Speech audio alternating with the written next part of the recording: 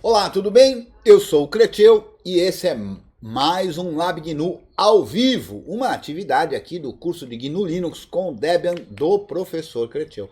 Hoje é o Lab GNU número 69. Estamos aqui no dia 8 de fevereiro de 2022, já passa um bocado das 19 horas no horário oficial do Brasil. Estamos aqui usando o software livre de videoconferência na Jitsi, né, na instância que o nosso querido Luiz Leal mantém e nos oferece aqui como uma participação e colaboração aqui com o canal. Obrigado, Luiz. Eu sempre lembro, ou tento lembrar, de agradecer, mesmo quando o Luiz não está presente. Quando ele está presente, aí é que eu agradeço. Mas se vocês forem contar para ele, vocês dizem que eu agradeço sempre, para não parecer que eu sou mal agradecido, né? Eu sou, na verdade, esquecido. Então, a gratidão é longa, né? Mas às vezes eu esqueço de relatar isso. Mas pode acontecer, né?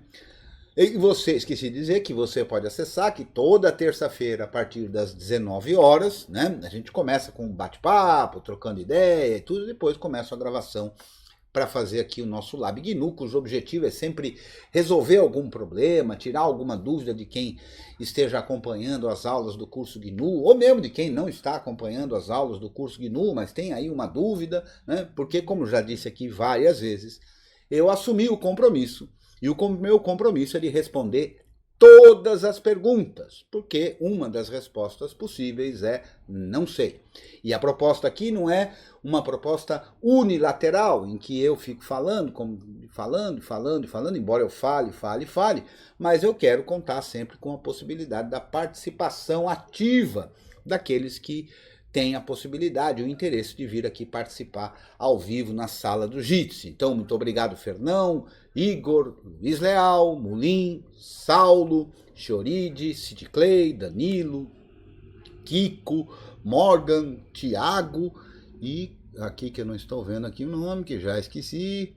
Onde está aqui, que o maldito não mostra para mim aqui. Vamos ver se eu enxergo, vou botar ele em full screen aqui. O Tio Bu. Pronto, Tio Bu. Muito bem, são todos bem-vindos e bem-vindas e estamos aqui então para mais um Lab GNU. Se você está curtindo, quer nos apoiar, tem aí todas as formas de fazer a sua colaboração financeira, caso você esteja em condições e queira colaborar para esse trabalho puder ser remunerado e tudo mais, que a gente agradece aqui, né? Mas as formas de colaboração podem ser outras tantas e diversas, como compartilhar, passar, né? Espalhar o boato, como diz um comediante cearense chamado... Ai, meu Deus, como é o nome dele mesmo? O nome dele é o... esqueci o nome dele, daqui a pouco eu lembro o nome dele. Mas ele tem um canal no YouTube também e ele fala sempre isso. Aperte no pitoco e espalhe o boato. O comediante cearense, que eu tô aqui por questão de velhice esquecendo do nome dele, né? Então tem aí todas as formas de apoio, o apoio recorrente através da nossa campanha no Apoia-se, então apoia.se/curso GNU e também pela minha chave de Pix do meu e-mail, creteu@gmail.com, bem como Nubank, PicPay, PagSeguro, né? Não faltam maneiras de você, caso possa e queira, colaborar aqui conosco. Então eu aproveito, como sempre procuro fazer, agradecer a todos aqueles e aquelas que estão colaborando conosco, qualquer que seja a forma. Se você está com dúvidas e tudo mais, me procura nas mídias sociais por @creteu, que você vai me encontrar. E também aproveito para convidar todos e todas a virem participar do nosso grupo de apoio no curso, lá no Telegram, que é o t.me/curso GNU. Também estamos na rede Matrix, também com o mesmo nome, Curso GNU. Então vamos lá para as questões, né? Então tem uma questão aqui que foi colocada pelo Fernão, né? Que eu tratei de colocar aqui na minha cola, né? E que diz o seguinte, ele está aqui presente, ele vai esclarecer melhor, mas ele fala assim: Creteu, faz tempo que eu estou quebrando a cabeça com rede em modo bridge para VMs no KVM libvirt. Não consigo fazer as VMs pegarem IP da rede física, porque me parece que o Network Manager está de sacanagem, né? E é isso aí. Você quer falar mais sobre essa questão, Fernão? Fica à vontade aí. Ok, então boa noite a todos. Um grande prazer estar aqui participando pela primeira vez ao vivo do Lab GNU, do Cretio. Então, esse problema que eu estou tendo é o seguinte: eu consigo fazer, usando o KVM QEMU libvirt, eu consigo fazer uma rede, um modo NAT, a rigor é um modo NAT, mas só que ela não fica modo NAT pelo libvirt, eu faço por iptables por fora. É uma grande gambiarra, mas funciona. O que eu não consigo fazer é a rede, são as VMs pegarem IP da rede física em modo, tipo, fazer de alguma maneira alguma bridge que pegue a interface física, de preferência a rede cabeada, e junte e viabilize para as VMs pegar IP da rede física. Eu sempre tentei fazer pelo Network Manager por causa que, essa rede gambiarra que eu fiz, eu já estava fazendo com o Network Manager e funciona de boa. E dois, porque assim, a questão de inicialização, gerenciamento da coisa, como é um meu notebook, que é um desktop, na verdade, então ficaria mais fácil fazer pelo Network Manager. Eu não tentei fazer por fora dele, por causa que eu acabei quebrando coisas na rede, e aí desisti, tinha outras coisas para fazer, enfim, então essa coisa assim de saber se o approach de fazer pelo Network Manager ele é o melhor approach mesmo, ou se de repente fazer por fora isolado, colocar alguma coisa específica para que ele mude, fazer um script, sei lá, assim, estamos abertos a ideias. Uhum. O Tio até comentou antes que esse é um potencial problema XY, talvez até seja, por causa, e o Network Manager talvez esteja, talvez não seja ele o problema, pode ser besteira da minha parte. Então, em linhas gerais, é esse o problema. Maravilha. Então vamos lá. Por que, que eu chamei que existia a possibilidade de ser um problema XY? Na verdade, é muito comum o pessoal vir com essa demanda. Não sei se é o seu caso aí, né? Mas então eu tenho que te voltar primeiro uma pergunta. Por que você quer que a VM tenha IP da tua rede interna? Eu quero porque eu quero fazer roteadores virtuais com OpenWRT, e aí esse roteador virtual ele teria uma interface de rede na rede interna mesmo, na rede separada da rede física, e outro na rede cabeada para que o resto dos dispositivos físicos da rede consiga detectar. Hum. Não sei se ficou claro. Não, acho que está claro sim. É porque eu vejo que muitas vezes as pessoas, via de regra, têm uma demanda de querer ter uma máquina virtual oferecendo um serviço, por exemplo, um servidor web, né? Querendo que as máquinas da rede local tenham acesso a esse serviço, né? E normalmente elas expressam isso querendo que essa máquina virtual tenha o IP na rede local, né? Mas isso de fato não é necessário quando se trata dessa demanda, como por exemplo um serviço, como um servidor web ou um servidor SSH ou qualquer outro serviço, né? A meu ver, quando a gente tem essa demanda, é mais prático a gente fazer um redirecionamento de porta da máquina hospedeira para a máquina virtual. Me parece mais adequado fazer isso. Inclusive tem um artigo lá no meu salsa.debian.org /creteu/tutoriais, em que eu mostro isso, chama Denat o nome do cara. Tem um vídeo também que eu apresento isso, que eu vou ter que botar aqui na descrição, não sei de cabeça qual foi o laboratório que a gente viu isso, né? Muito bem. Existem algumas outras formas de fazer isso. Então eu vou te devolver uma pergunta, Fernando, que é o seguinte: quantas interfaces de rede você tem na sua máquina real? Na máquina real eu tenho duas. Eu tenho uma interface. A máquina física em questão é um notebook pessoal, é um ThinkPad.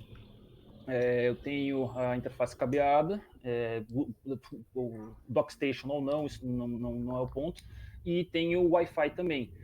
O Wi-Fi é até uma coisa curiosa, que vários tutoriais eles falavam que a placa de Wi-Fi ela tinha alguma incompatibilidade, que eu não me lembro de qual ordem que era, com o funcionamento de rede do libvirt. E assim, quando eu desconecto da rede física e passo e aí ativo ativo o Wi-Fi, a rede dentro da rede virtual que eu tenho, ela continua funcionando de maneira transparente. Eu não sei, eu não tenho uma boa explicação para isso. Então, a ideia seria exatamente assim, daí tanto faz fazer pela interface, como eu disse, pela sem fio ou pela cabeada. Preferencialmente pela cabeada, por causa que aí assim, fica uma velocidade melhor e tudo mais. Mas existe de fato algumas placas de rede, não sei se quais exatamente, mas que não dá condição de fazer bridge mesmo, uma limitação do módulo dela para fazer bridge, no caso de interfaces Wi-Fi, né? Existe uma forma... Uma outra coisa sobre isso é que esses tutoriais aos quais eu me refiro, eles são relativamente antigos, tipo de 2017, por exemplo. Então assim, pode ser que tenha mudado de lá para cá. Pode falar, Sid Clay, pode falar à vontade. Ou apertou sem querer o botão, Sid Clay? Opa, só fazer uma adição rapidão? Pois não, Chori. Ok. Então, sobre essa questão do Wi-Fi e de compatibilidade com bridges e com pontes, uma coisa que é válido salientar é que muitas interfaces de rede Wi-Fi elas não gostam do spoofing que a gente faz para criar uma interface virtual e atribuir um próprio IP. Então, se você não conseguir, pode ser esse o caso. Então é mais interessante você fazer um NAT e tal do que fazer uma ponte.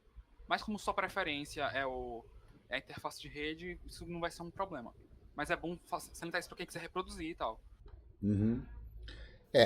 Existem pelo menos duas formas assim de maneira genérica de fazer isso. Uma delas é através de bridge, de software mesmo, ou seja, a infraestrutura de rede cuidando de fazer esta ponte, né, entre a interface real, né, e a interface virtual, né?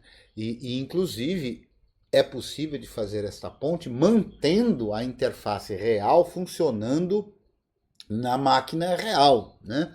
É como se você tivesse de fato duas placas distintas, né? Existe uma outra forma de solucionar que, a meu ver, me parece primeiro mais simples de fazer e segundo mais efetivo, né? Mas que nem sempre atende a todo mundo, né? Que é, na virtualização, você entregar para a máquina virtual o acesso direto ao hardware, né? De modo que você consegue fazer o que é chamado de pass-through, né? De passagem, de passar o hardware real para a máquina virtual. Deixa eu dar uma mostrada nisso aqui. Aqui eu vou abrir aqui o meu Virt Manager e vamos aqui para o full screen para que você possa ver. Tá aqui a minha interface do Virt Manager, né? E no Virt Manager a gente pode, vamos olhar aqui nesta máquina aqui, eu vou abrir aqui as configurações dela, uma máquina virtual em que eu rodo, eu não vou rodar aqui por questões de performance aqui, de rodar tudo isso ao mesmo tempo, que a máquina vai sofrer demais. Mas a gente olhar aqui a interface de administração e mexer nos recursos de hardware, né? Então existe a possibilidade de eu adicionar um hardware, né? E nessa adição do hardware eu posso adicionar um dispositivo PCI e, portanto, eu posso eventualmente adicionar a placa efetivamente. Então, desta forma, é como se a placa real fosse passada diretamente realmente para a máquina virtual, né? Então eu vou enxergar desta forma na máquina virtual como se eu de fato tivesse no barramento PCI da máquina virtual conectado à placa que é a placa real. E aí dessa forma vai ficar transparente, vai funcionar de boa. Mas é claro, desta forma eu não consigo usar esta mesma placa na minha máquina real, né? Eu abdico de usar esta placa como uma interface para eu subir redes, né? Mas ela funciona. Muito comum de ser usado isso em servidores que tem lá, por exemplo, uma placa que é uma placa única, mas que disponibiliza 4, 8 placas de rede, né? Justamente para que cada uma das virtualizações tenha lá placas separadas. Essa é uma forma que me parece bastante interessante também. No caso aí de um notebook, não sei se é o ideal. Eu sugiro, viu, Fernão, que para um caso que você está querendo fazer aí, imaginando que você quer colocar isso para fazer testes e etc., seria legal você ter uma outra interface de rede. Já que você tem um DockStation aí, talvez seja até relativamente simples de você fazer isso, né? E aí eu acho que essa forma é uma forma que fica mais transparente e mais tranquila de você fazer os seus experimentos. Por quê? Porque a Bridge não faz tudo, não é idêntico a ter efetivamente a placa. Né? Porque a gente sabe que os protocolos de rede, nas camadas do modelo OSI, lá, aquela coisa toda, então a gente tem vários tipos de bridge, né? A gente pode ter de várias camadas esses bridges, né? E às vezes, se você está querendo justamente fazer testes, experimentos com roteadores, com ferramentas que vão fazer isso, eu acho que seria mais interessante você dedicar uma placa de rede real e passar ela para a máquina virtual. Me parece que você vai ter algo mais próximo do que efetivamente ter, como se efetivamente você estivesse trabalhando numa máquina real, sem ter problemas de várias camadas diferentes aí, né? Agora, existe através da criação de bridge, que pode ser sim feita pelo Network Manager, pode ser feita via linha de comando, é indiferente, né? Eu não tenho aqui, obviamente, todos os comandinhos de cabeça, né? Posso te passar alguns tutoriais que já fiz isso, né? Mas, enfim, ele está dizendo aqui, o Fernão, no escrito, que ele não tinha pensado em fazer pass-through, que eu acho que é uma forma bem interessante de fazer, mas, por exemplo, pass-through de Wi-Fi, eu não consigo, né? Para as várias placas que eu fiz aqui, eu não consigo, não dá conta, o módulo dela não dá conta de fazer isso. Eu não sei se um outro dispositivo USB, por exemplo, você consiga, talvez sim, né? Eu arrisco dizer que é o firmware da placa que não deixa fazer ou não implementou direito. Pode ser, que pode ser. É que uma coisa que eu já vi, até pegando um gancho em cima do que o Shuridi falou, você pega, por exemplo, o Raspberry, a placa, os Raspberries mais recentes que já vem com Wi-Fi, se você tenta colocar ele em modo de monitor, ele não deixa, o firmware da placa não permite, você não consegue fazer e não tem por onde. Então existe esse tipo de limitação. No caso do pass-through que você sugeriu, realmente é uma boa ideia, não tinha me ocorrido até exatamente por essa questão não só no Raspberry 4, eu nunca sei se o meu, o que eu tenho é o 2 ou o 3, mas é o ARM-V7. Só se mudou. Bom, eu uso com Arch, nunca testei com... o que você usa, Luiz? Qual sistema no Raspberry? Eu nunca usei o Raspbian. No Arch sempre tinha... Pode ser alguma coisa do firmware do Arch que não rola. Não sei. Não insisti por causa que eu sempre tive... Não, pode ser do módulo também. Nem todo... Implementa esses módulos, são módulo mesmo. Não é uma questão de firmware. Não, é mais comum que seja o módulo mesmo. Isso foi a documentação que eu li 300 anos atrás. Porque essa história de modo monitor, né, tem muito a ver com o módulo mesmo, né? Tem a ver com o firmware também? Tem. Pode ser que tenha uma placa cujo firmware não consiga fazer isso? Pode, né? Mas enfim. Mas normalmente o módulo monitor indica que ao invés de descartar pacotes de rede que seriam não destinados, modo monitor é isso, né? O modo monitor, quando a gente está com o nosso rádio ligado, porque a nossa placa de Wi-Fi é um rádio, né? Essa placa tem a capacidade de receber os sinais todos que estejam vindo, né? A placa não funciona o tempo inteiro, né? Ela funciona num canal de frequência, você pode mudar esse canal de frequência, né? Mas o modo monitor é porque mesmo ela funcionando numa determinada frequência, tem outras redes aqui em volta que estão trabalhando nessa mesma frequência, que portanto os seus respectivos roteadores estão mandando dados, né? No modo normal de funcionamento, esses dados que portanto não são dirigidos para o endereço da minha placa, para o MAC address da minha placa, eles são descartados. No modo monitor, ao contrário, tudo isso é capturado, né? Então tem a ver muito com o módulo, certamente mais do que o módulo, a meu ver, do que com o firmware. Mas Não, e enfim. o Fernão ele falou que ele testou isso há muito tempo. E assim, é válido falar que a primeira coisa que implementam no modo de Wi-Fi é o modo estação. O modo monitor vem bem depois. Claro. Normalmente é isso. Então pode ser que a versão que você testou ainda não tinha implementado, que hoje já tenha. É bastante possível, se fosse para apostar em alguma coisa, seria exatamente nisso. Como eu disse, eu também, no caso do Raspberry, como eu tenho o USB, eu nunca mais testei, não fui atrás para ver se de repente implementaram ou não. Uhum. Tudo E que tem precisava muito fazer a ver, menos a ver, na minha opinião, com a versão, né? Se é da distribuição, se é Debian, se é Arch, se é Raspbian, e muito mais a ver com a versão do kernel, né? Sim, também. Essa aqui parece mais... De qualquer modo, o que eu precisava fazer de modo monitor, coisa e tal, usar AirTrack, essas coisas, assim, brincar com essas coisas, eu fazia sempre fazendo um dongle Wi-Fi aí com Realtek, nunca tive problema com isso, tipo, por isso que eu achei curioso, era alguma coisa específica, dizia pelo menos ali, então, de qualquer maneira. Voltando à questão de conectar os porquês da coisa, o grande barato seria exatamente ter o roteador pegando pela rede física, e aí, no caso, o Wi-Fi, ele deveria dar conta de conectar efetivamente na rede física, que aí, fazendo pass-through, nem que seja assim, por teste. O melhor seria que fosse uma coisa mais macia, mais transparente. Por exemplo, eu nunca consegui, com nenhum dos dispositivos em que já tentei, fazer pass-through de Wi-Fi. Né? A gente, o libvirt e o KVM dão uma mensagem lá de que não dá. Né?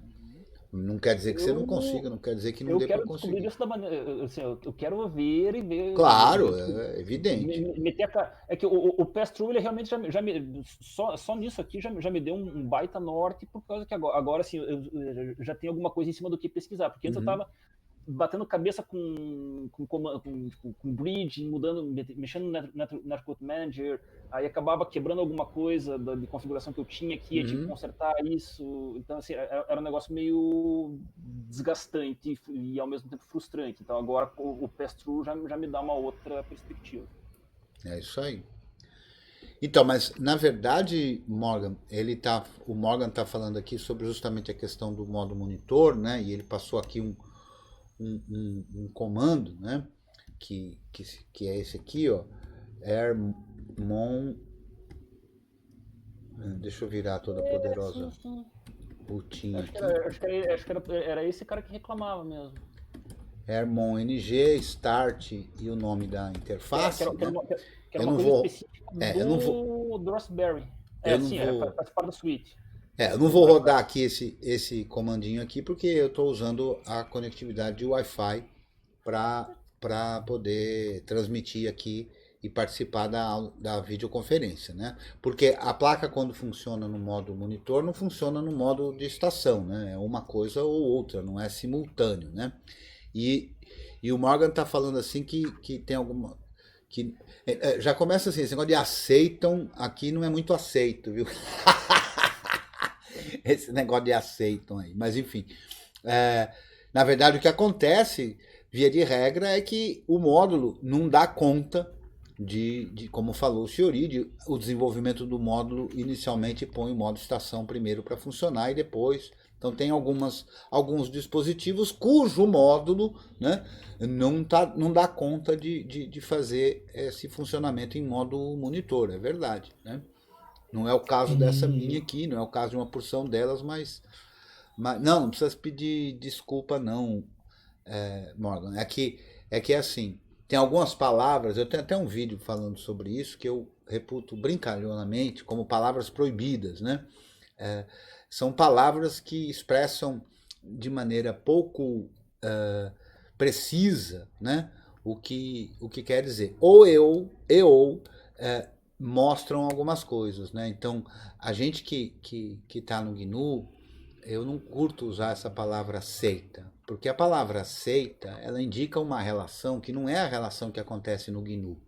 É uma relação que acontece no software proprietário, né? Então, o software proprietário, um determinado software que está sob o controle, porque se é proprietário, o controle está em quem faz o software, né? Então, aquele software não aceita tal coisa, não aceita tal coisa. Então, esse termo aceitar estabelece a forma da relação que se tem. É um pedinte e um outro que é quem de fato tem o poder e, portanto, aceita ou não aceita. Aqui, no GNU, como o controle está sob nossa guarda, nós mandamos, né? Então não tem esse negócio de aceita. Quem manda sou eu. Quem manda é a toda poderosa rotinha. Pode ser que aquilo que já tem desenvolvido não dê conta de fazer uma determinada coisa, né? Então eu não tenho suporte para aquilo, o programa ainda não faz tal coisa, né? Mas nunca é essa história de aceita, né? Porque a relação aqui é quem manda são as pessoas, né? E não um sistema proprietário que alguém resolve controlar o meu computador, né? Então essa é a ideia, a gente evita usar esse termo justamente para estabelecer uma relação diferente, né? Muito bem, eu acho que nessa questão a gente ainda tem ainda muito a estudar, a experimentar, né, Fernão? Eu vou te passar aí uns links em que eu mostro essas questões todas aí para a gente poder prosseguir. Tá bom assim, Fernão? Sim, por favor, o que se tiver de vídeo. É que eu lembro de ter visto um vídeo teu bastante antigo, falando de redes e bridge, coisa e tal. Só que era, assim, não só era Debian, como era, assim, já eram coisas que já meio que não existem mais. Então, assim, conceitualmente funciona, mas os comandos em si não tinham muito a ver. Talvez então, assim, a gente possa fazer até melhor. um laboratório extra para tratar disso aqui. Vai você aí com um temate da vida, a gente acompanha aqui, vai fazendo juntos. Pode ser uma boa. O que você acha? Sim. Não, funciona. Que aí, assim, se quiser, eu posso podemos armar um laboratório que eu mostro o que eu tenho configurado Maravilha. Da minha parte de VM, KVM, a rede interna que eu tenho. Legal. Coisa e tal. Acho que isso pode ser interessante aí para acrescentar Sim, conteúdo sim. E tudo. Vamos combinar. Sim, e é uma coisa que, assim, embora tenha feito no Arch, é uma coisa que é facilmente não importa.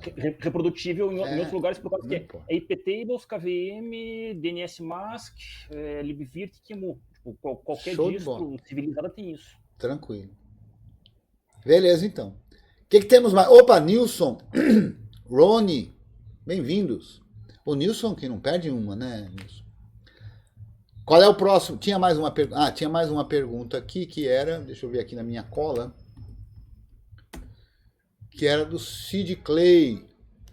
Eu não entendi muito a sua pergunta, Sid Clay.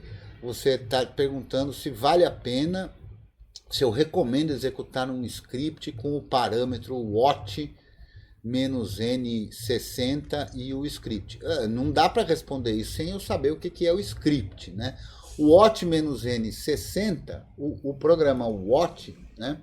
Esse programa watch, o que ele faz é executar alguma coisa que a gente diga para ele executar e ele vai continuar executando isso de tempos em tempos. O padrão, por exemplo, então se eu colocar aqui watch df -h, ele vai executar por padrão a cada 2 segundos, como se eu digitasse df-h enter, marcasse 2 segundos, df-h enter, marcasse 2 segundos, df-h enter e assim por diante. A gente vê aqui à direita o tempo passando, né, e a tela sendo, a gente não vê porque como não está mudando nada, né, nesse momento a gente não vê isso sendo mostrado, parece que não está mudando nada, né? Porque de fato eu não estou gravando grandes coisas que venham a interferir na quantidade de uso e tal e coisa, mas o comando está sendo executado a cada 2 segundos. Esse é o padrão. Se eu quiser mudar isso, ó, dá uma olhada lá no manwatch, a gente vê que tem vários parâmetros, mas entre eles o -n, que define justamente o intervalo. Então se eu quiser rodar df-h a cada 10 segundos, eu ponho lá menos N10, a gente vai acompanhar aqui no tempo, ó, 20, 24 e 36, né? Daqui 10 segundos vai mostrar, vamos ver, vamos lá, 1, 2, 46, né? E depois 56, assim por diante, a cada 10 segundos, aquele mesmo comando é executado, né? Então, para que a gente usa isso? Quando a gente está querendo acompanhar alguma coisa, por exemplo, com df-h, por exemplo, você está lá copiando alguma coisa, está baixando algum arquivo, você quer acompanhar o que está acontecendo com o tamanho, né? Aí você é muito ansioso, né? Será que já foi? Será que já foi? Será que já foi? Então aí você pode, rodando o watch, né, fazer isso. Agora, também tem outros usos. Você quer que alguma coisa aconteça, sabe lá o que é esse script, né? Aconteça seja feito a cada 60 segundos. Então, é uma boa, né? Eu não sei o que você quer que aconteça. Diga. Boa noite, mestre. Boa noite. Um script de monitoramento de bateria. Aí ele seria executado de 60 e 60 segundos. Veja, mas você quer que isso faça para o quê? Qual é o teu ambiente? Qual é a tua proposta? O que é que você quer fazer? No i3WM, de maneira que ele fique acompanhando o nível de bateria mínimo e máximo. Mínimo de descarga e máximo na carga. Bom, eu uso o i3 aqui, e no i3 eu uso para ter aquela barrinha ali embaixo, né? Então eu vou mostrar aqui, eu tenho dois full screen aqui, né? Eu tenho o full screen que mostra só a parte da minha interface, tem o full screen que mostra tudo, né? Então eu vou pegar tudo aqui, ó. Aí dá para ver tudo aqui. Então dá para ver aqui embaixo, ó, deixa eu mudar de tela para não ficar ao infinito, né? Mas dá para ver aqui embaixo, ó, que tem o nível da bateria aqui, ó, tá em 100%, embora o íconezinho não seja, né? Isso está acontecendo aqui, né? E se eu tirar aqui da coisa, deve mudar daqui a alguns segundos, eu tô com um notebook, né? Eu tirei, então repara que agora aparece um íconezinho diferente ali, ó, mostrando que está descarregando, né? E eu vou agora de novo colocar o carregador, e aí a gente vai ver que o íconezinho daqui a alguns segundos modifica, né? E o que é que eu uso para fazer isso? Eu uso para fazer isso um script que já está pronto, né? E que está dentro do pacote do i3 Blocks, que é a ferramenta que eu uso para fazer o desenho desta barra aqui, né? Então, repara que mudou o íconezinho já lá, né? Então, dentro das configurações do i3, que estão aqui no... Deixa eu voltar para o terminal. Opa, full screen não. Terminal aqui, para ficar melhor de ver, né?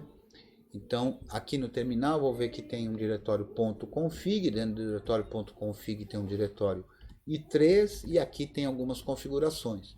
Esse arquivo config são as configurações do i3 propriamente dito, e se eu olhar isso aqui, config, na minha configuração do i3, o i3 abre, né, na barrinha, no bar ali, né, abre o i3 Blocks. E o i3 Blocks lê o seu próprio arquivo de configuração. Então, eu defino no i3 que ele vai rodar como uma barra de status, né, o i3 Blocks. Pode usar outros, que tem vários outros que podem ser utilizados. O i3 Blocks, por sua vez, tem então um arquivo de configuração. E no arquivo de configuração do i3 Blocks, né, junto com o pacote do i3 Blocks, vem vários scriptzinhos prontos, né? E um deles é justamente diz respeito, né, às condições da bateria, né? Então vamos olhar aqui, memory, disk, e repara, Wi-Fi, CPU e battery. Então o nome desse scriptzinho tem um labelzinho aqui, ó, o caractere que eu quero que apareça ali, né, que embora seja um desenho, é um caractere, o intervalo que eu quero que isso rode e tudo mais, mas é um script chamado battery. Também tem uma entrada aqui, battery, e o próprio i3 Blocks dá conta de ver o que é isso. E o que é isso? Então, se eu rodar aqui, ó, dpkg-l, que lista todo o conteúdo de um pacote e eu olhar aqui o i3 blocks, eu vou ver que a gente tem vários arquivos que vieram nesse i3 blocks. E dentre eles eu tenho esse USR Share i3 blocks battery. Vamos dar uma olhada nesse cara. Esse cara é um script escrito em Perl, que o que ele faz justamente é acompanhar o resultado do que tem na bateria. Então ele roda aqui a CPI-B, procurando por battery, para descobrir qual é o número da bateria e tudo mais. E ele faz justamente isso. Ó. Ele consegue comparar o status com discharging e aí mudar o ícone para esse íconezinho, que é um caractere de texto, que é essa setinha apontando para baixo aí, dizendo que está descarregando, ou quando está carregando, porque aqui no caso já está em 100%, né? Quando está carregando esse símbolozinho de raio. Então é um script que já tem pronto no i3 blocks, né? Isso não quer dizer que você não possa fazer o seu, né? Mas você pode, usando o próprio i3 blocks, apontar um script em outro lugar, onde quer que você queira fazer, para apresentar aí. Então eu acho que esta forma de rodar o script com o watch não me parece a mais adequada, porque o watch ele vai devolver, vai executar alguma coisa e tal, mas o normal de se usar o watch, como eu fiz lá com df-h, é quando a gente quer ver o resultado daquilo numa tela, né? Porque se eu quero simplesmente executar o programa num período de intervalo, eu teria outras formas de fazer isso, né? No próprio script, por exemplo, eu posso rodar o programa e colocar lá um sleep para ele esperar um tempo e rodar mais outra vez, e assim num loop, né? Então eu acho que o watch não serviria muito para isso, não. Mas no caso aí de você ver isso pelo i3, eu acho que essa forma seria a mais adequada. O que é que você acha? Não sei se você conhecia esse script aí. Não, mas eu não conhecia, não. A intenção não só é mostrar, mas, por exemplo, quando atingir o nível mínimo de 20, ser notificado. Entendo. Aí, Você quando pode tiver fazer no nível alterações. máximo de 95% também ser notificado. Com barulho sonoro ou com a notificação de mensagem. Entendi. Veja, você pode desenvolver o seu próprio script e colocar ele para ser ativado pelo i3, né? Eventualmente de apresentar alguma coisa também gráfica no i3 blocks ou não, né? Mas eu acho que você poderia ativá-lo pelo próprio i3, né? E definir como é que você quer isso, né? E com essas características, né? Você pode se aproveitar desse script, alterar ou escrever outro, né? Mas eu acho que essa forma seria uma forma interessante de ser feita. O Fernão pergunta se eu tenho algum vídeo ou lab sobre a configuração do i3. Não tenho não, mas eu tenho para recomendar. O Blau Araújo tem no seu canal, que é chamado DebXP, não é? Tem lá alguns vídeos explicando desde o zero o uso do i3, com configurações e tudo mais. É uma série de vídeos que eu acho bem interessante para quem está querendo começar ou entender alguma coisa do i3. Evidente que, afora o material de ótima qualidade do Blau, nada substitui, nem a qualidade do Blau, o manual, né? E o manual é sensacional, o manual do i3 é bem legal, você tem no site deles mesmo, você vai descobrir tudo lá. Então, o material do Blau eu acho muito interessante para quem está começando, para entender como é que é a mecânica e tudo mais. E de fato, Chorinho, é um absurdo esse negócio de ler manual, né? Que é uma brincadeira que eu gosto sempre de fazer, né? Enfim, então eu acho que esses vídeos são bem legais, né? E vão te dar a noção aí de entender como é que é para quem não está habituado, mas todos os detalhes você só vai encontrar no manual mesmo, né? Então é por aí mesmo, né? Como é que é, Rony? O Rony... o Luiz já tinha respondido conforme eu respondi. O Rony fala aqui que ele gostou do i3 blocks. Eu também gosto, cara. É bem legal mesmo. É verdade, né, Fernão? Por que eu vou desperdiçar 15 minutos lendo o manual se eu posso ficar 2 horas tentando debugar? Não, eu acho que ler o manual é óbvio que é uma solução muito interessante, mas de fato, a gente pode de vez em quando você se diverte com isso, né? Se divertir tentando descobrir. Eu acho que faz parte, né? O que eu acho é que essa tentativa de descobrir não pode substituir a leitura da documentação, né? É claro que experimentos são sempre interessantes e a gente se diverte. É por isso que eu tenho essa brincadeira, né? Na verdade, essa brincadeira que eu comecei fazendo com o Simplex, porque eu pergunto para uma pessoa alguma coisa que eu eventualmente imagino que ela saiba de cabeça, né? O Simplex aconteceu isso várias vezes. O Simplex, você sabe qual é o parâmetro que não sei o que, não sei o que lá? Imaginando que ele soubesse de cabeça e pudesse responder na mesma hora. Daí eu ouço lá ele. Falei, pô, você vai ler o manual? Caramba, se fosse para ler o manual, eu lia também, né? É só para perguntar. Pode falar, Fernando. Esse negócio do i3, eu perguntei de vídeo, coisa e tal, por causa que o i3 eu já li o manual, não só o i3, mas esses Windows Managers, mais, tipo, desde Fluxbox até DWM, enfim, toda a gangue. Uhum. Então, é aquele tipo de coisa assim que eu já tentei fazer por conta, eu já li manual, a única coisa a qual eu não recorri ainda foi ir atrás de vídeo. Então, assim, eu acho que... ver alguém fazendo do começo, coisa e tal, de repente pode me fazer entender, porque tem algumas coisas que para mim eu não entendo.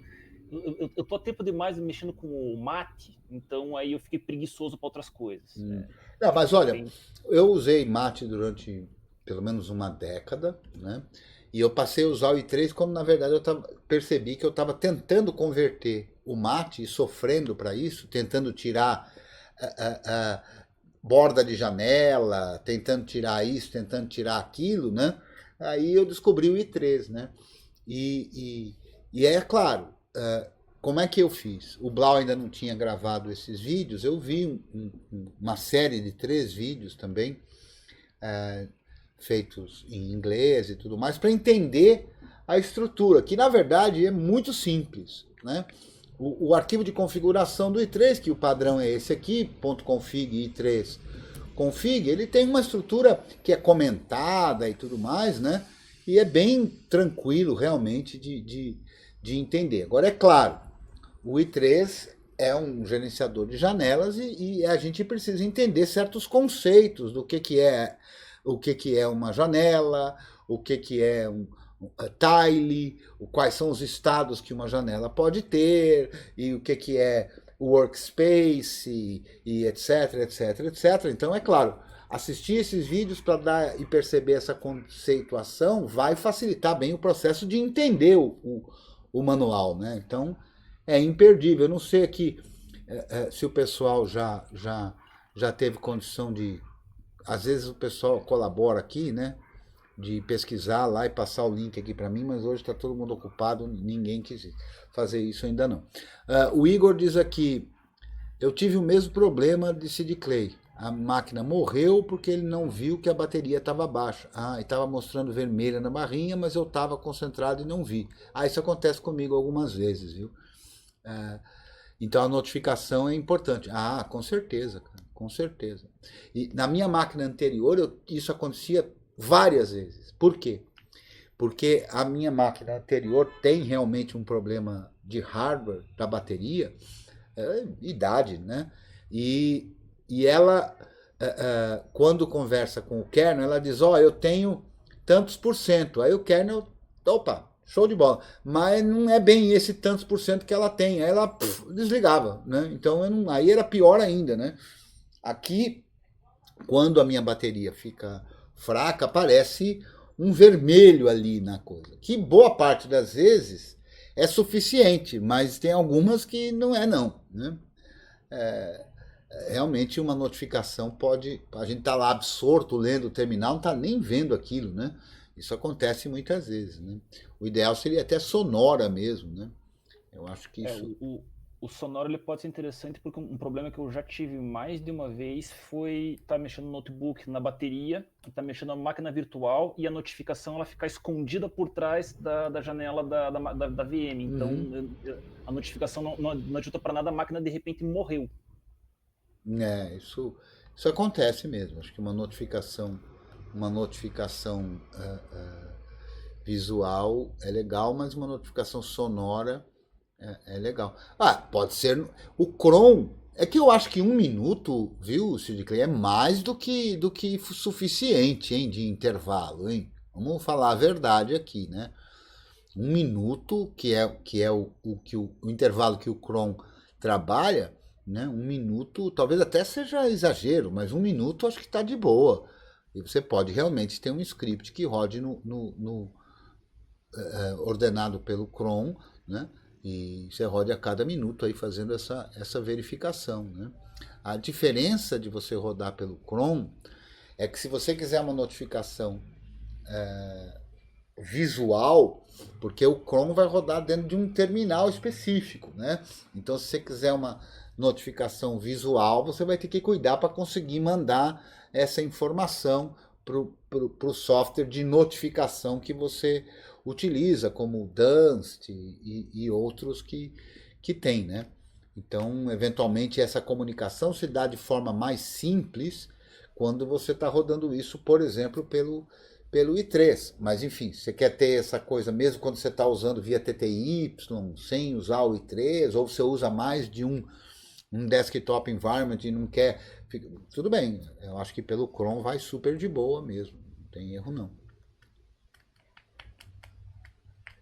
Eu acho que das duas formas vai. Só que lembrando que o Chrome está rodando num terminal, né? Um terminal em modo texto, então não está no ambiente gráfico, então você vai ter que configurar as paradas aí para conseguir a permissão para enviar lá, enfim, a forma de comunicar. Vai ter que até que brigar um pouco com o debuzz, inclusive. Pois é. Pra mandar notificação. Eu acho que é uma solução, assim, é muito trabalho para pouco lucro. Eu também acho, isso aí.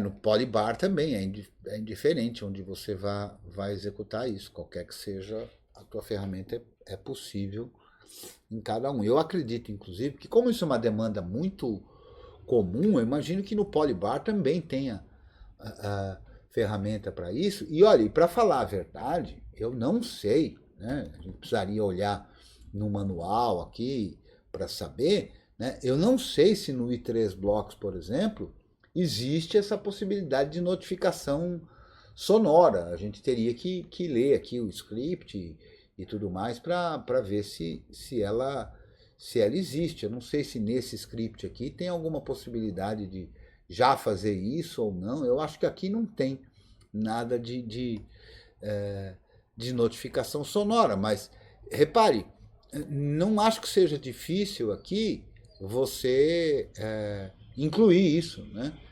Inclusive aproveitando do programa, né, em Perl, por exemplo, talvez não seja a forma mais linda de fazer a coisa, mas em Perl tem um cara chamado System, né? E com esse System você consegue rodar um comando qualquer, né, do sistema. Então você poderia até rodar um BIP, por exemplo, né? Ou vários bips, ou um script que você constrói para fazer a notificação do jeito que você quer, né, com musiquinha, com, sei lá, né, tem 1000 formas, né?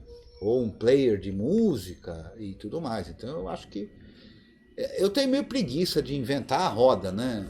Então eu acho que isso aí pode te ajudar bem, né?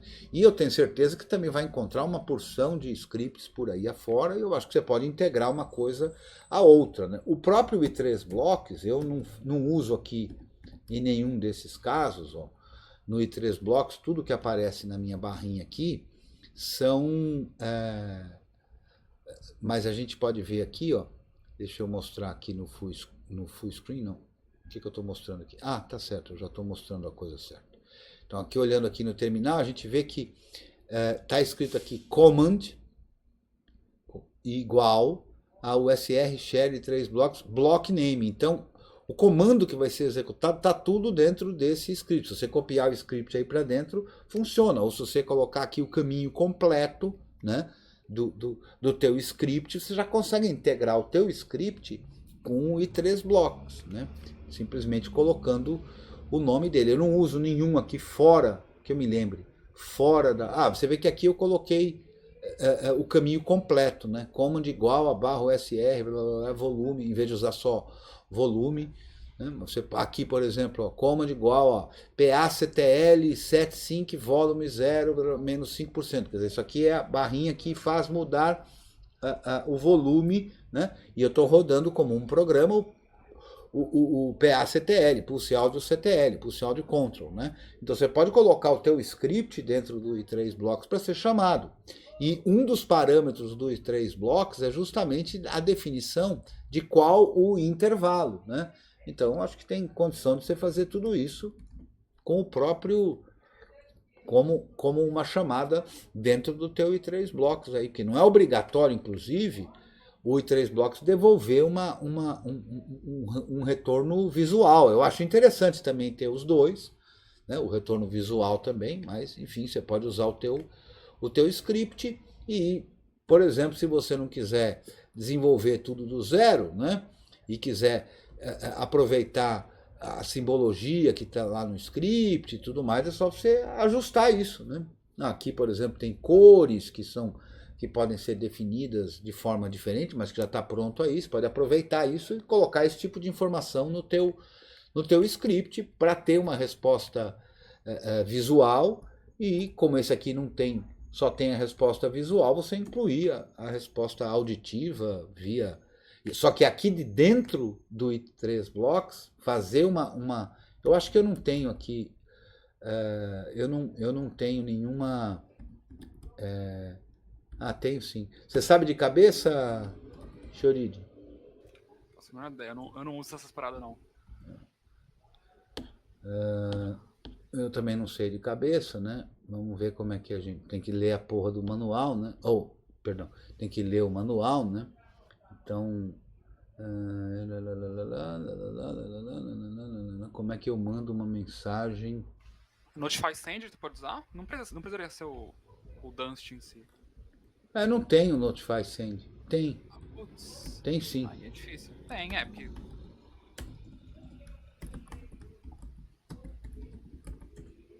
Olha lá. Bateria cheia. Então... que o Notify Send ele vai fazer ativação de bus. Vocês não estão vendo aqui. Deixa eu botar no full screen aqui. Qualquer diamond que você tiver, ele vai usar. Não é verdade, é verdade. Você tem toda a razão. Então seria a solução mais genérica. Então eu vou botar aqui no full screen completo, né? E aqui no terminal, olha só, bateria cheia, eu vou dizer, né? Então, o teu script, ele pode usar o Notify Send, que é uma ferramenta que vai comunicar com o serviço de notificação que você tiver configurado, né? E olha só, bateria cheia, olha lá. Apareceu ali a notificação de bateria cheia. Né?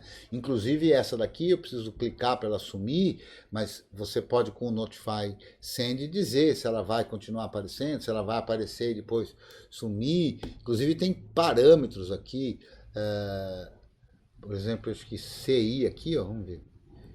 Menos. Não o Sid Clay, eu tô vendo que o script dele, ele tá usando o Notify Send. Então. Então, e ele tá usando melhor que a gente, inclusive. Tipos de urgência, colocando ícones. Então. Maluco show de bola. Aí sim. Show de bola, então. O Sid Clay, a minha dica pra você pegar... O seu script ele tá ótimo. Coloca ele num laço, um while one, que seria um while to do, pra ele ficar um laço infinito, e no final do laço você coloca um sleep 60. Que é o que você quer ter, que é de 1 em 1 minuto. Não tem muito problema. Mas se tiver... Tá no i3 Blocks ou não? Ele colocou o script dele no chat. Tá. Não. Ele botou um... beleza. Falta uma parte importantíssima no seu script aí, viu, Sid Clay? Que é a licença. Que por enquanto ele é proprietário. Show de bola. Aí, tem até ícone, tem tudo que tem direito aí, ó. Tudo que tem direito. Show de bola. Então, se você usar o i3 Blocks, você pode chamar esse cara direto pelo i3 Blocks. Né? Se você não quiser, pode ser no Crontab. Se você não quiser... No Crontab eu já falei que acho que não é legal, porque ele vai ficar rodando sobre um outro negócio, vai dar trabalho. Mas com o Sleep, como falou o Chioride, também é de boa. né? Agora, você pode dar uma generalizada para ficar mais bacana, cara. Você pode dar uma generalizada, por exemplo, a substituição de comandos que você usa. Deixa eu mostrar aqui para a galera, que senão eu fico falando sobre coisas que ninguém está vendo, né? Aí não é legal. Então, deixa eu mostrar aqui no full screen. Deixa eu aumentar a letra para a galera conseguir enxergar. Então aqui, essa forma que você define a variável level e status a partir de uma substituição de comandos aí, né, como resultado do comando cat, tá pouco genérica, né? Você tem como fazer isso de forma mais genérica, porque em alguma máquina pode ser que não esteja aí a condição da bateria, isso muda, né? E aí você pode conseguir uma condição mais genérica para que isso fique mais bacana, né? É possível pegar isso por cctl ao invés de pegar o sistema de arquivos?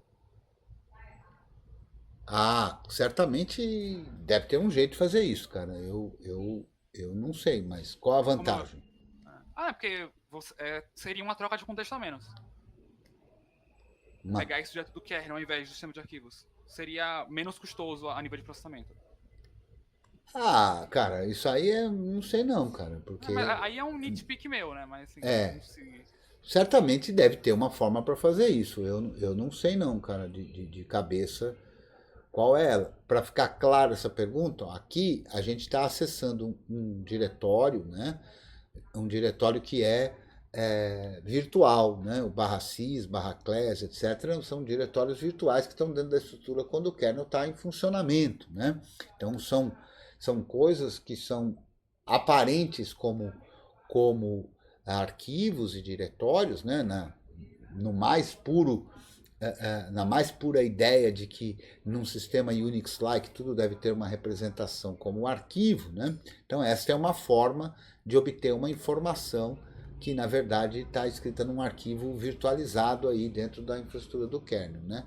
E o Chorito está falando se não teria alguma forma de fazer isso por um comando, que é um comando que conversa com essas estruturas também de forma um pouco diferente, né? Então eu acho que tem sim, cara, mas eu não sei de cabeça não, nada como ler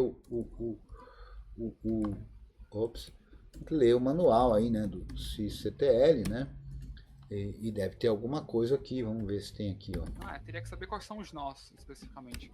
Mas aí é uma sugestão, se você quiser olhar. Eu acho que é sim. Eu não acho que seja uma demanda, mas, enfim, é uma forma também de fazer a coisa, né? Porque aqui o acesso é muito direto, né? Não sei que perda é essa que vai acontecer aqui não, mas especialmente que é uma coisa que na pior das hipóteses vai rodar a cada 30 segundos, né? Então, enfim. Mas é possível de fazer de outras formas. Eu não sei que outra forma poderia ser feita, mas o que eu estou vendo aqui é que não está genérico, né? Por exemplo, no meu terminal, no meu prompt aqui, que inclusive tem aquele, deixa eu voltar lá para o terminal, tem aquele scriptzinho que eu já falei algumas vezes dele aqui, que é o prompt, né? Então se eu der uma olhada aqui no prompt, o prompt que é um scriptzinho que devolve aí possibilidades de terminal, eu andei mexendo há algum tempo justamente para tentar tornar isso um pouco mais genérico, né? Então eu usei a ferramenta upower, né, para poder saber qual é a bateria. Então upower-z pipegrep battery é o comando que eu rodo. Então deixa eu rodar aqui para saber qual é o dispositivo da bateria. Tá vendo que aqui é bem diferente, ó, do que apareceu aí para você? Essa é uma forma de tá aqui dentro do desktop, né? Mas essa é uma forma de ver a bateria. Então eu achei melhor essa para ficar mais genérica. Por que eu acabei fazendo isso? Porque quando eu troquei de notebook, a forma como cada um deles apresentava era diferente. E aí meu terminal parou de apresentar a carga da bateria, né? E aí eu falei, poxa, que ruim, né? Aí eu tentei generalizar desta forma. Acho que você pode pensar aí de usar isso ou algo parecido para generalizar, que é justamente para que o teu script possa servir não só para você e para sua máquina, mas para outras máquinas suas e para outras pessoas, né? No puro espírito da colaboração e do compartilhamento. O que é que você acha, Cid?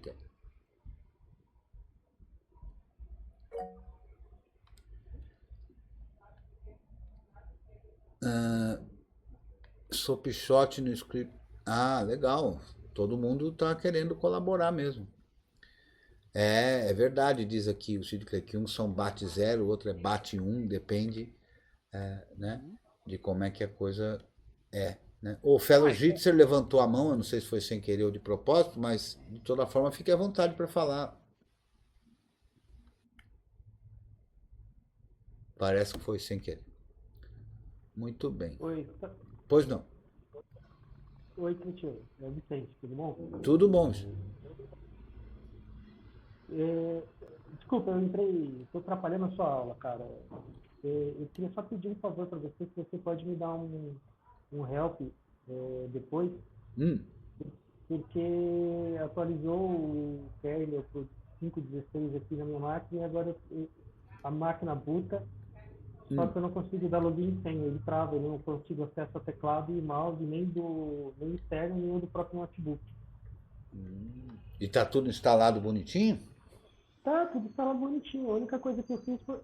Eu sei que eu queria usar o kernel novo eu reiniciei a máquina, só fiz isso. Para usar o kernel novo. E eu tenho o kernel anterior que estava, né? Que eu instalei o novo, fiz o upgrade do novo e tal.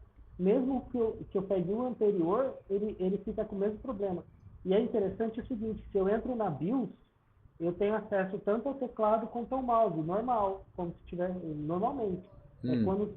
Quando boota a máquina mesmo, que o sistema carrega e que aparece a janela do LightDM para login e senha, é que eu não tenho mais teclado e mouse. Ah, então pera lá.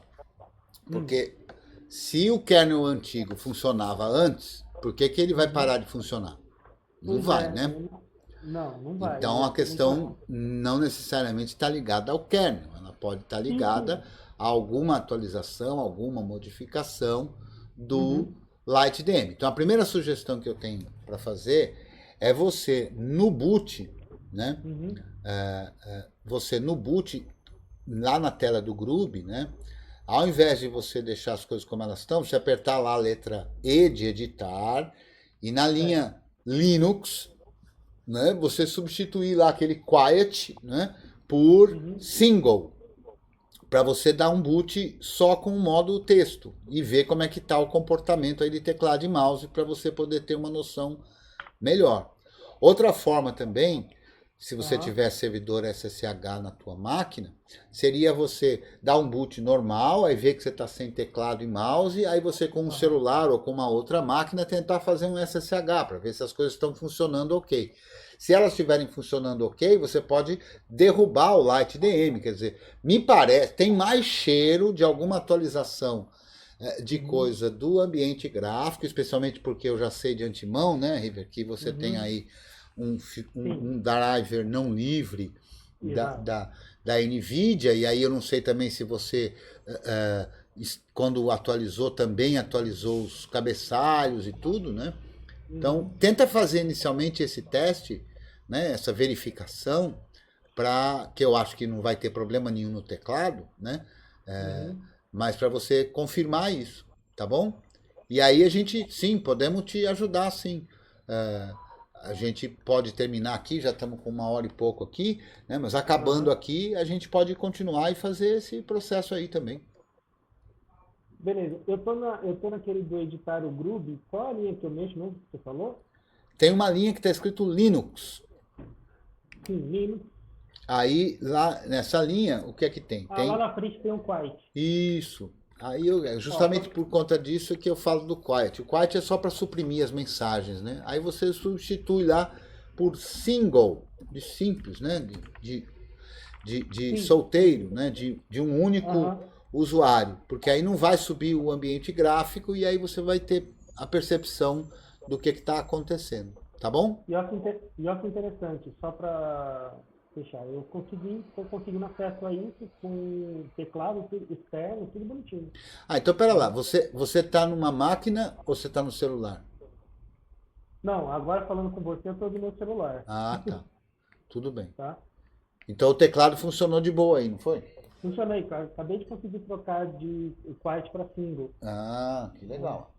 Então, ó, tem um outro comandinho que você pode rodar aí, que é para você, inclusive, eventualmente, se quiser já abrir um temate aqui para a gente já olhar alguma coisa, que é o seguinte, ó. Já que você já está logado, você pode rodar aí um systemctl Não, isolate. logado eu não tô ainda, eu só troquei o single ali. Eu tô vendo aqui. Mas já deu boot ou não? Não. Ctrl C, o F2. É, eu tô vendo F10. aqui. Depois que você mudou lá para F10. dar o boot é o F10. Aí você vê. É porque eu tinha entendido que você já tinha conseguido dar o boot aí. Não, agora ele já deu boot. Agora que ele tá dando boot.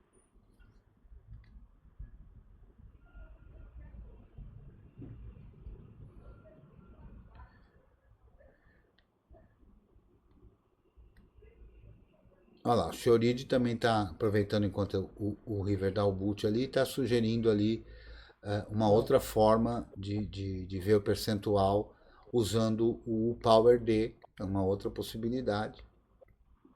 Só que ele parou aqui, ele tá dizendo o seguinte, ó, você está no REST mode, né? You are in REST mode after login in journal CTL -xd to view. Só que ele parou. Não sei se ele deve estar esperando eu dar a senha. Isso, manda a senha de root aí. Ah, tá. Ele diz login incorreto. Você tem senha de root aí ou você usa sudo? Eu uso sudo. Ah, isso é um problema, né? Isso é um problema. Mas o que eu me lembro é de eu ter colocado a mesma senha para sudo e para o meu usuário e para sudo. Mas aí. Não, sudo é o programa. A senha é do seu usuário, mas Sim, se então, você. Mas por que você não teria conseguido, né? Pois é. Então eu acho que não é essa coisa que está acontecendo. Então, talvez a gente antes tenha que fazer aquela forma de recuperação da senha do root, né? De redefinição da senha do root, que é ali na mesma linha lá que aparece lá o quiet, né? Que eu falei para você substituir, aparece quiet, eu falei para você substituir por single, né? Então agora eu vou dizer para você substituir por init. Aliás, na verdade tem assim, lá está escrito assim, RO quiet, né? Então substitui por RW init igual a /bin /bash. Porque dessa forma, ao invés de subir o serviço de iniciação, o script de iniciação padrão, ele vai subir como o kernel vai chamar como sistema de iniciação o próprio shell. Então aí você não precisa de senha nenhuma para isso. Aí você, a partir desse momento, consegue, desde que você tenha passado esse RW aqui, para não ter mais dificuldade, redefinir uma senha para o root. E aí, depois de definida, aí você vai lá para o single e vai conseguir logar lá, para a gente poder analisar o resto. Ele deu boot, eu coloquei o RW init igual a /bin /bash, e o F10 e ele entrou na tela do LightDM. Não, então algo que você fez não corresponde ao que você falou. Verifica aí de novo. Antes eu troquei o quiet, ele estava assim, RO quiet, aí eu troquei o quiet por single. Né? Mas tudo se perde quando você boota. Essa alteração só tem validade naquele boot, tá? Entendi. Não, mas aí eu troquei. Aí quando eu tô fazendo de novo agora. Então, mas se você simplesmente apertar ESC, por exemplo, para voltar para o menu, ele vai desfazer o que você fez. Tá, mas eu dou RW, aí init igual /bin /bash. Vê se está escrito direitinho, tudo certinho. Se você quiser filmar e mostrar aqui para nós, pode ser também. Porque não tem como, se você digitou isso direitinho, não tem como entrar no LightDM, cara.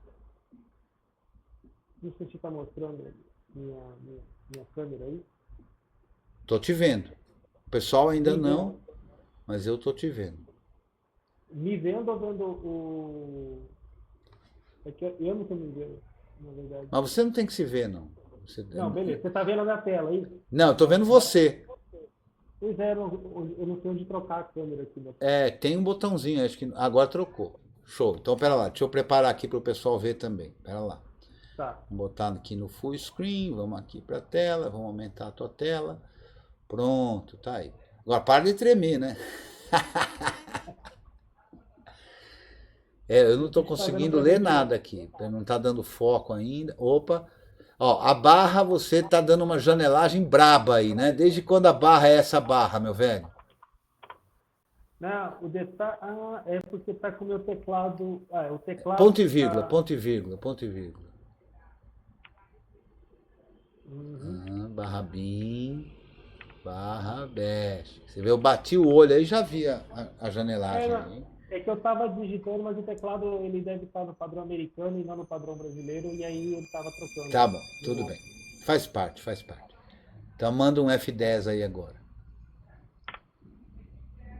Mandando um F10 aí, vai dar um boot.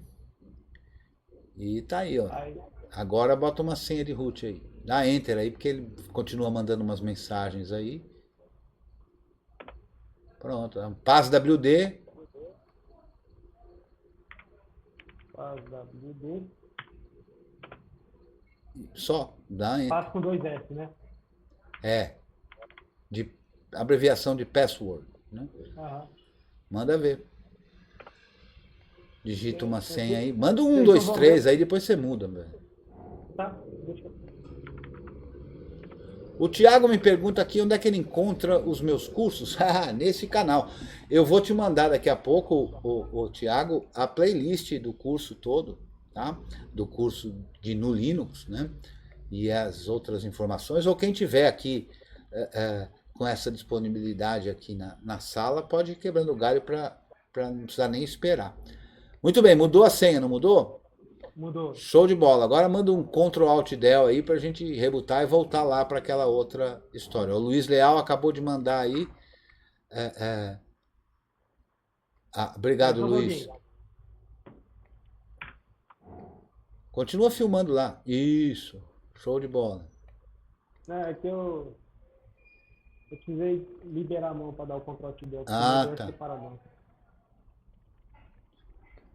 Então agora vamos lá no menu e agora então vamos mudar só para single aí.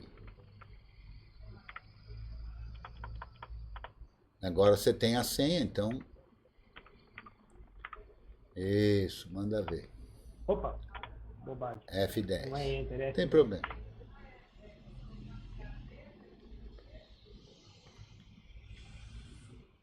Aí tá botando, subindo as paradas, não tô vendo nada de errado por enquanto. Não quer dizer que não tenha. Acho que agora está pedindo a senha. Acho que sim. É porque aparecem outras mensagens, né? E eu não estou conseguindo ler nada. Dá uns enters aí. Dá uns enters aí. Aí, entrou. Pronto. Então, na verdade, nem precisava... Você digitou a senha ou não? Digitei. Então tá, porque tá pedindo ali para digitar a senha. Muito bem. Então agora você vai digitar esse comando que eu tinha colocado aqui no meu terminal, que é o systemctl. Deixa eu parar aqui, deixa eu achar aqui a tua... Eu digito aqui no chat? Como agora a gente não precisa ver a sua tela, deixa eu voltar aqui no terminal, você pode enxergar aqui também. Systemctl isolate multi-user.target. O que isso vai fazer? Na verdade, você vai dizer para o systemctl... Espera um pouquinho. Fala. Espera um pouquinho. Quer dizer, eu acho que eu esbarrei no teclado, mas eu acho que não é isso não, peraí. Não, dá uns enters aí que vai sumir isso aí. Ele tá dando um erro, falha de prove LSP. Não, tudo bem. Desencana disso daí. Tá. Vamos rodar esse comando aí que aí a gente... O problema é que eu não tô... não, tá dando... tá, beleza. Systemctl espaço isolate espaço multi-user.target. O que isso vai fazer? Isso vai fazer o systemd colocar você no sistema de multi-usuário, ou seja, funcionar a rede e tudo mais, mas sem um ambiente gráfico, porque aí você consegue abrir um temate e a gente olhar aí de perto. Ele deu assim, failed to start multi-user target. Eu não estou vendo a tua tela para ver o que eventualmente você pode ter digitado algo errado aí. Não, eu digitei porque você colocou multi-user.target, né? Isso. Depois Tá, eu já sei onde eu errei. Então vamos fazer o seguinte, enquanto você faz... Pronto? Tá fazendo aqui. Pronto, beleza. Ele tá pedindo Midgar login, mas... Sim, agora você vai botar o login, root e a senha que você definiu aí, 1, 2, 3, e vai logar de novo. Loguei. Pronto. Aí você tem o temate já aí, não tem? Tem. Então faz o seguinte, roda aí o temate, me passa o link, mas eu vou fazer uma pausazinha, enquanto você faz esse preparativo aí, a gente já volta. Opa! Tô de volta. Para você que está assistindo aqui, foi rápido. O pessoal na sala que teve que esperar um minutinho. Eu tenho quase certeza do que aconteceu aí, viu? Ah, é? É. E eu chamo isso de pressa. Pressa. Vontade de querer ver as coisas funcionando e aí não dá certo. Mas eu não quero essa interface web, não. Eu quero o link do SSH? Do SSH, porque aí eu ponho aqui e todo mundo vê. Entendeu? Tá, desculpa. Imagina, tranquilo. Vou digitar de novo aí pra ti. Cuidado que temos Luiz Leal na sala aí, hein? Você sabe que Tô aqui, viu? Então. Você sabe que no Jitsi você tem condição de mandar uma mensagem privada também, viu? Tá. Ó, deixa eu te falar, Critil. Tá vendo o que... Eu vou acessar esse aqui que para você não ter que digitar de novo, porque eu acho que na interface web aparece também o link do SSH. Não, Mas você fechou o temate, né? Não fechei, não. Tô com ele aberto aqui na frente. Mas esse endereço que você me passou, então, você digitou errado, cara. Porque ele tá dizendo aqui not found. Meu Deus. Ó, deixa eu tentar digitar de novo. O SSH dele é... Então, vou fazer o seguinte, eu vou fazer uma pausa de novo para o pessoal que está assistindo, que está nos assistindo na gravação, não precisa ficar esperando. Quando a gente tiver acertado aí, a gente volta. Muito bem, agora acertamos aqui a coisa bonitinha, então eu vou acessar aí. Pronto, tô aí. Então, eu tenho quase certeza, viu, e vou dar risada disso, né? Pode rir da minha que cara, é uma coisa chamada pressa. E eu vou mostrar o porquê desta pressa. Estou aqui na minha máquina, que usa Debian Seed tal e qual a sua. Vou rodar um apt update aqui na minha máquina e tem 3 pacotes para serem atualizados.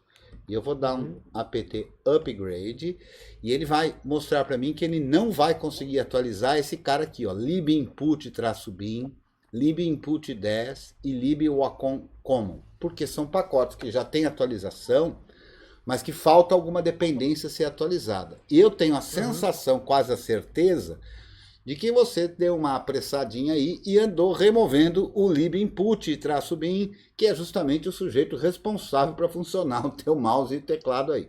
Mas vamos ver se é isso mesmo. Estranho que isso eu não tenho. O Wacom eu removi, mas porque eu não estou usando mais a minha mesa digitalizadora. Beleza, vou rodar um apt update aí na tua máquina. Já vi coisa que eu não gosto, hein, mas... Eu sei. Tem um monte de coisa que eu não gosto. Pois é. E vamos rodar um apt upgrade aqui e vamos ver. Não tem, tá vendo? Não tá igual a minha, né? Então vamos dar um dpkg-l pipe grep lib input. Não está instalado o libinput, tá vendo? Então numa dessas atualizações você tratou de removê-lo. Então vamos tentar colocar o libinput.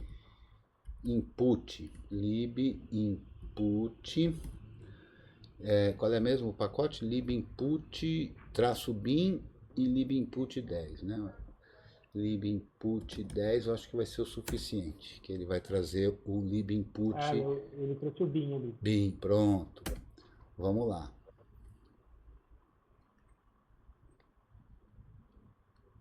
Instalando o libinput e tal, beleza.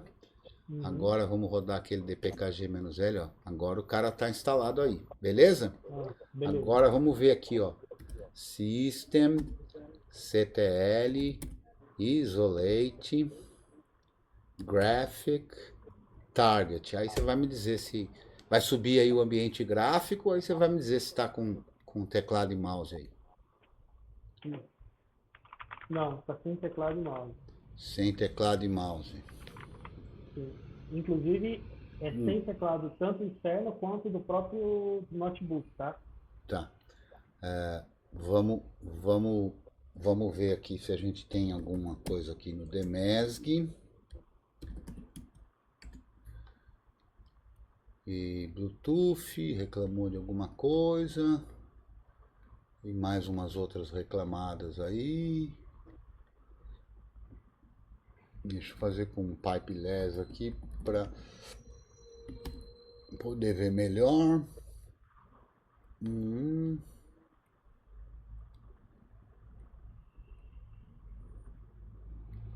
Pode ser que alguma coisa precisasse carregar antes. Deixa eu fazer aqui um journal ctl status.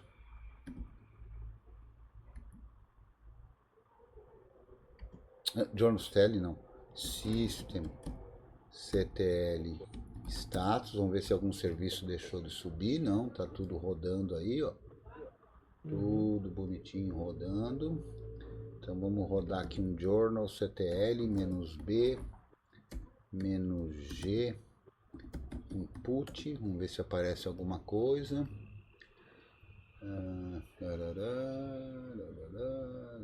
Mas isso aí é coisa antiga. Não, hoje é dia 8, 21h07, ainda há pouco. Vamos ver aqui. Multitouch, Logitech. Teu mouse é Logitech, é isso? Meu mouse é. System button.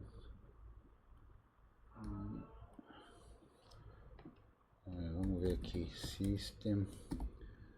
Aliás, deixa eu ver aqui um outro jeito. /var, /log. Vamos ver aqui. Vamos dar um les aqui no Xorg 8. Não, isso aqui tá muito velho. Cadê o Xorg? Você tá usando o Wayland? Oi, desculpa. Você tá usando o Wayland? Não sei dizer. Como servidor gráfico, porque eu não tô vendo. Ah, tá aqui. Xorg 0. Vamos dar um les aqui no Xorg 0 log. Vamos dar uma olhada aqui.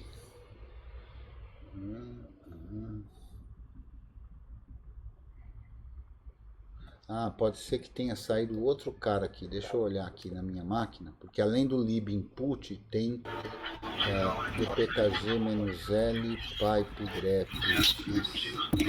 Tem alguém vazando áudio. Pipegrep input, porque tem também o xserver xorg libinput, ó. Não sei se isso está instalado na tua máquina. Vamos ver. dpkg. Tá vazando áudio do Rony. Rony, por favor, Rony. Vamos dar uma mutada no Rony aqui, que o Rony esqueceu o microfone aberto. A gente vai dar uma mutada nele aqui. Eu não consigo. Quem é que está com as prerrogativas de administrador aí? Fala, Simplex. É o Morgan. Morgan, muta o Rony aí, por favor, aí.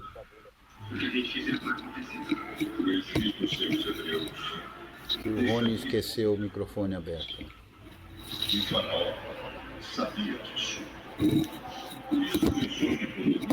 Vou dar uma pausazinha, a gente resolve isso aqui. Então, resolvido a questão do vazamento do microfone, vamos dar uma olhada aqui, ó.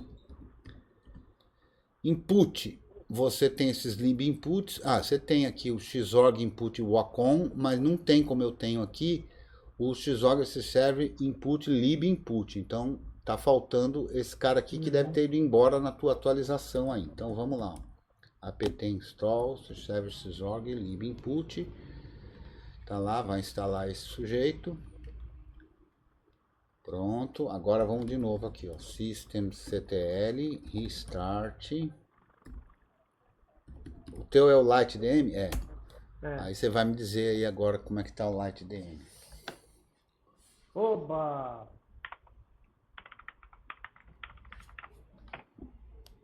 Então... restartou.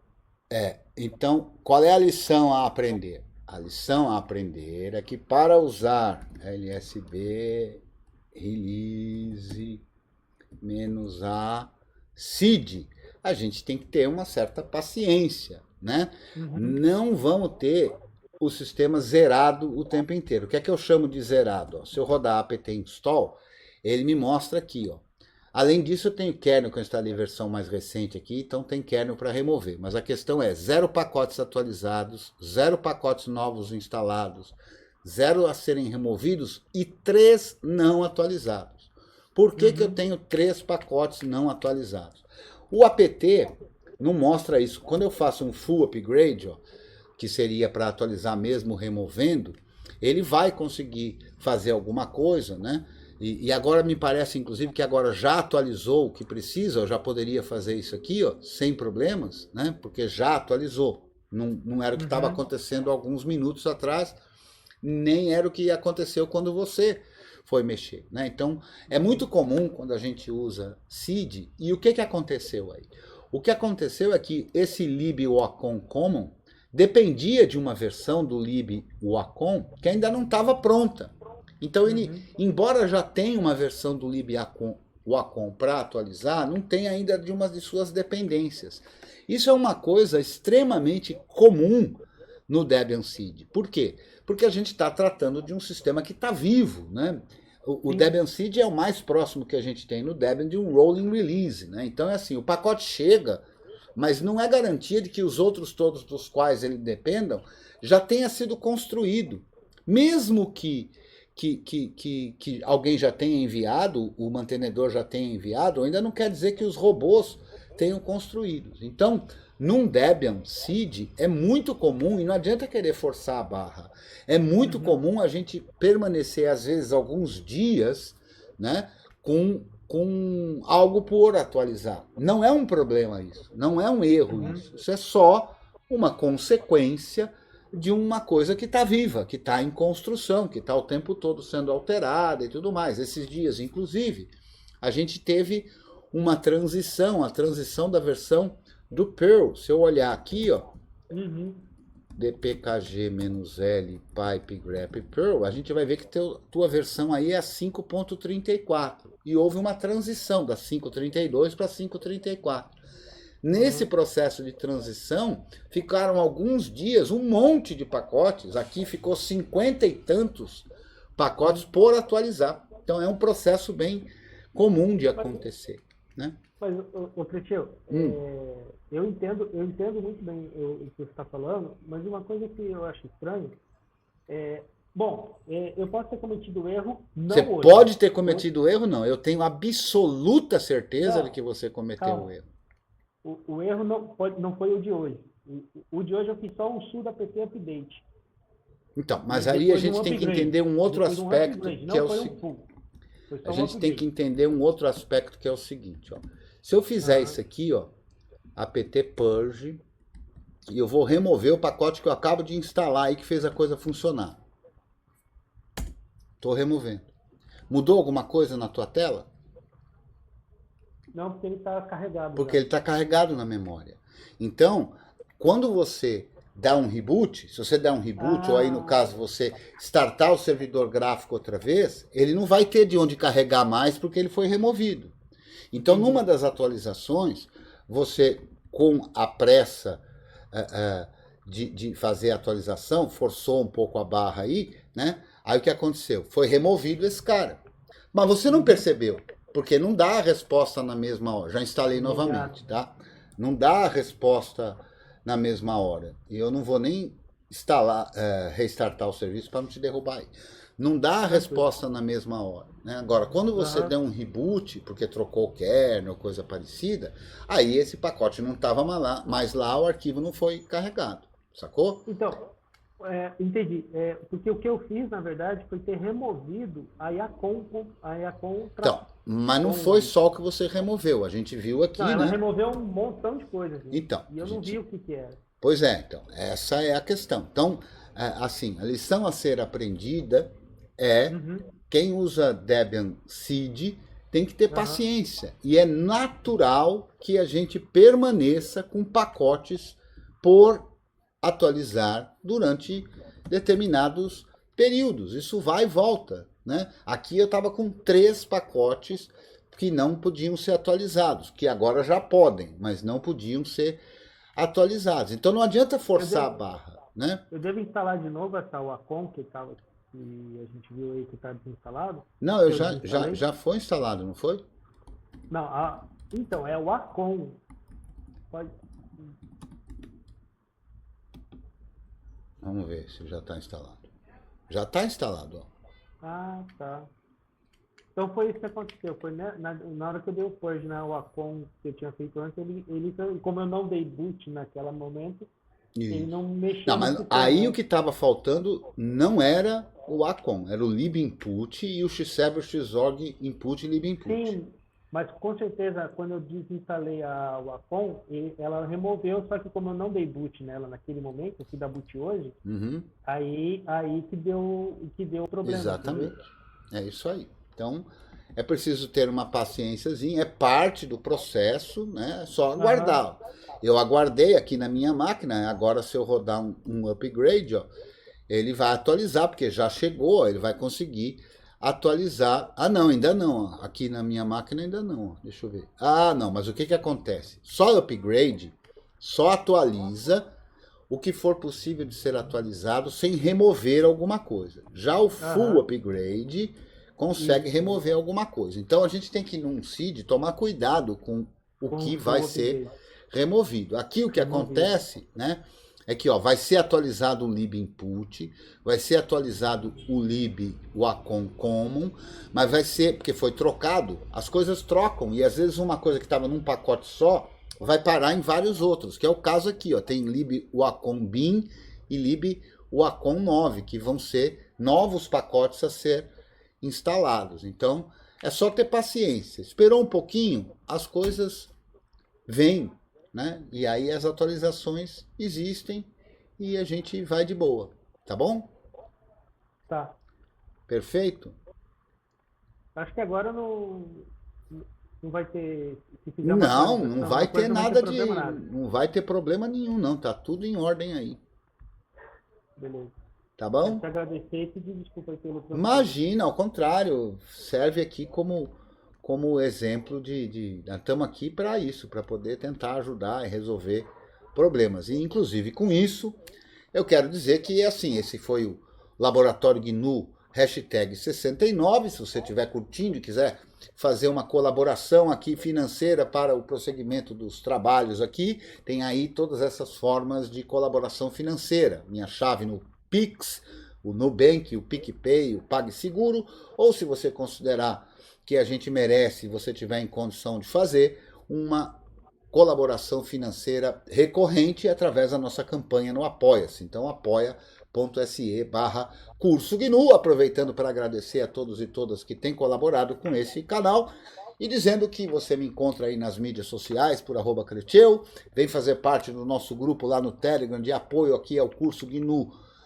com o Debian do professor Creteu, que é o t.me/Curso GNU, também nas mídias sociais. E lembrando que toda terça-feira, a partir das 19 horas, nós estamos aqui ao vivo, usando o software livre de videoconferência Jitsi, na instância Malamanhado, mantida e oferecida pelo nosso colega Luiz Leal, que você pode acessar por creteu.com.br/labgnu. Eu espero que você tenha curtido. Para quem está chegando aqui pelas primeiras vezes, eu vou encerrar a gravação, mas a gente aqui ainda continua para o bate-papo, para zoar o River e coisas desse tipo. Um abraço e até a próxima. Vai.